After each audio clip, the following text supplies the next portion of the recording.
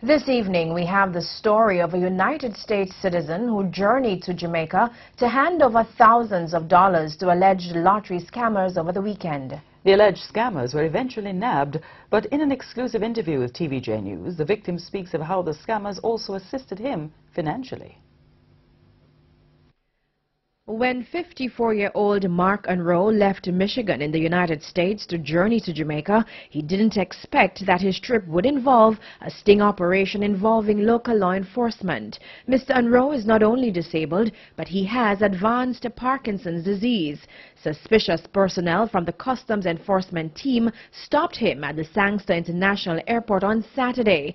When asked about the purpose of his trip, it would lead to a major breakthrough for personnel from the lottery scam task force. I was asked to bring some money, some cash with me to pay someone a debt that I owed to them, and then this person was going to award me a prize, a lottery prize on Monday at my house for like $80 million, but he wouldn't do it until I brought the money down here myself. In total, he said he had $9,000 and he was instructed by a man named Josh Anderson to write his name on a cardboard so that he can be identified and picked up. He actually called me like in March of last year. Right. I think he found me because I was trying to get a payday loan, and then he offered to pay off my credit cards. So this went on for about 3 weeks, I would say. Then he finally said, well, you won some sweepstakes, $1.5 million prize and a vehicle. The alleged scammers reportedly paid for Mr. Unroe's plane ticket to Jamaica. Once the customs authorities contacted the lottery scam task force, a sting operation was conducted. 3 Trelawney men, including an 18-year-old male, were nabbed near the airport. The police surmised that the 18-year-old was the mastermind behind this latest incident. Mr. Unroe told TVJ News that his relationship with the alleged scammers go back to a little over a year. He was unable to say how much money he sent to Jamaica, guessing that it was in the region of $10,000. But he says he collected close to $30,000 on behalf of the scammers and was actually banned from MoneyGram in the United States because of the frequency at which he used the services.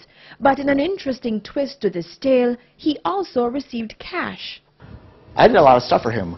I sent money via Western Union and MoneyGram for him. He also paid me. He also paid some of my bills for me when I was running low on funds. He did that for me too. He paid all kinds of credit cards sometimes. This was like months later after I met him. He paid a lot of bills for me. He sent me money, usually with the money pack.